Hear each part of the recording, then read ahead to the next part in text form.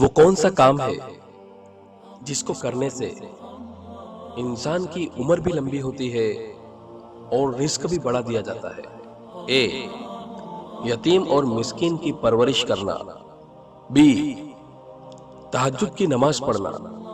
सी, रमजान के रोजे रखना। डी, रिश्तेदारों के साथ अच्छा सलूक करना। और इस सवाल का सही जवाब है डी, रिश्तेदारों के साथ अच्छा सलूक करना। रसूलुल्लाह सल्लल्लाहु अलैहि वसल्लम ने फरमाया, जो ये चाहता है कि उसकी रोजी बढ़ जाए और उसकी उम्र लंबी हो जाए तो उसको चाहिए कि सिला रहमी करे, यानी रिश्तेदारों के साथ अच्छा सलूक करे। सही बुखारी।